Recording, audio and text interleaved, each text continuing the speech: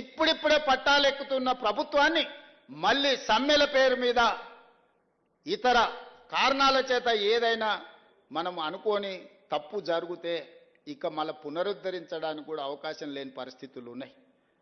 మనకు అప్పుడప్పుడు ఆరోగ్యం బాగాలేనప్పుడు పథ్యం పాటిస్తాం.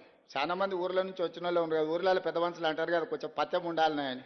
కొంచెం ఆరోగ్యం బాగాలేనప్పుడు చికెన్ మటన్ తినొద్దు, నూనె వస్తువులు తినొద్దు అంటారు కదా, కొంచెం వెజిటేరియన్ తినండి అంటారు కదా. రాష్ట్ర ఆర్థిక వ్యవస్థ కూడా ఆరోగ్యం బాగలేదు అందుకే మనం వెజిటేరియను పండ్లు ఫలాలు కూరగాయలు తిని కొంతకాలం కొంత జాగ్రత్తగా ముందుకెళ్ళాలి.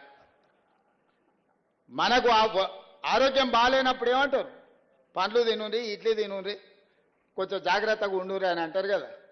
రాష్ట్ర ఆర్థిక ఆరోగ్యం కూడా బాగలేదు. అందుకే మీరు అందరు సహకరించండి. మీరు మా కార్మిక సోదరులు, మీరు మా కుటుంబ సభ్యులు, మీరు కొట్లాడితేనే తెలంగాణ రాష్ట్రం వచ్చింది. మీరు మద్దతు ఇస్తేనే ఈ ప్రభుత్వం ఏర్పడ్డది.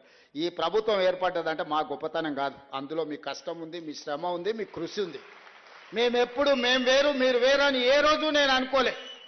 మీలో ఒక్కరిని, మీ కుటుంబ సభ్యుని, మీ సంక్షేమం కోసం, మీ అభివృద్ధి కోసం, మీ భవిష్యత్తు ప్రణాళికల కోసం మీ ముఖ్యమంత్రిగా, మీ సోదరుడిగా పనిచేయడానికి నేను సిద్ధంగా ఉన్నా.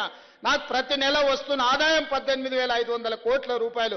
ఈ 18,500 కోట్ల రూపాయలు మీ చేతుల్నే పెడతా. బ్యాంకులకు కట్టుండి, నా ఉద్యోగస్తులకు ఇచ్చే జీతాలు వాళ్ళకి ఇవ్వండి, రిటైర్ అయిన వాళ్ళకి పెన్షన్ ఇవ్వండి, మిగతాది ఏడ ఖర్చు పెట్టమంటారో మీరే చెప్పుండ్రి. సన్నబియ్యానికి ఇద్దామా, ఉచిత కరెంటుకి ఇద్దామా, ఆర్టీసీ బస్సుకి ఇద్దామా, షాది ముబారక్ ఇద్దామా, కళ్యాణ లక్ష్మికి ఇద్దామా, లేకపోతే ఇంకేదైనా ఆడంబరాలు చేసుకుందామా, మీరు ఎట్లా చెప్తే గట్లనే రాష్ట్ర ప్రభుత్వాన్ని నడపడానికి నేను సిద్ధంగా ఉన్నా.